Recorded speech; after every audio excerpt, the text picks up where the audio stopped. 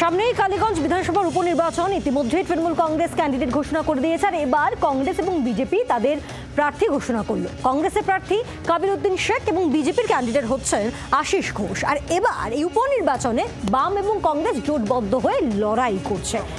26-এর বিধানসভা নির্বাচনের আগে এই জোটে এইভাবে যে জোটবদ্ধ হয়ে লড়াই করা, তা কি জোটের ট্রায়াল দেওয়া?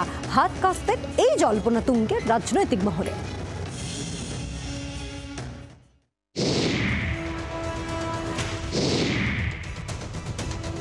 19 জুন নদিয়ার কালীগঞ্জ বিধানসভা কেন্দ্রে উপনির্বাচন। প্রার্থী দিল কংগ্রেস। কালীগঞ্জ আসনে জোট বেঁধে লড়াই করছে বাম কংগ্রেস। আসনটি কংগ্রেসের জন্য ছেড়েছে বামেরা। হাত শিবিরের প্রার্থী হলেন কাবিল উদ্দিন শেখ। আমি বাম সমর্থিত কংগ্রেসের প্রার্থী। বার্তা দেওয়া বলতে আমাদেরকে ভোটের ময়দানে প্রচারে নামতে হবে যৌথভাবে।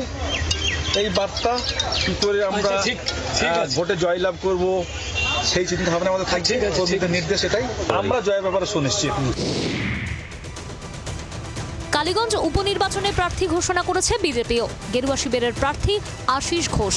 কালীগঞ্জ বিধানসভা দীর্ঘদিন থেকে আমি পরিচিত মুখ এবং সবাই ভালোবাসে জনগণ, আমাকে চাচ্ছে এবং যদি ইয়ে করে আমি লড়াই দেবো, বিধানসভায় আমি লড়াই দেবো এবং দল আমার উপরে ভরসা রেখেছে, আমাকে টিকিট দেয়, যদি ধন্যবাদ দেয়, যার জন্য আমি লড়াই দেবো এবং জেতার জন্য আমি আপ্রাণ চেষ্টা করে লড়াই দেবো।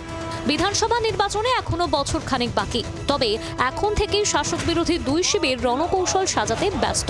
21-এর মতো 26-এর বিধানসভা নির্বাচনেও কি জোট বেঁধে লড়াই করবে বাম কংগ্রেস? কালীগঞ্জের ফল বেরোনোর পর সেটা আরও স্পষ্ট হবে। ব্যুরো রিপোর্ট, জি 24 ঘন্টা।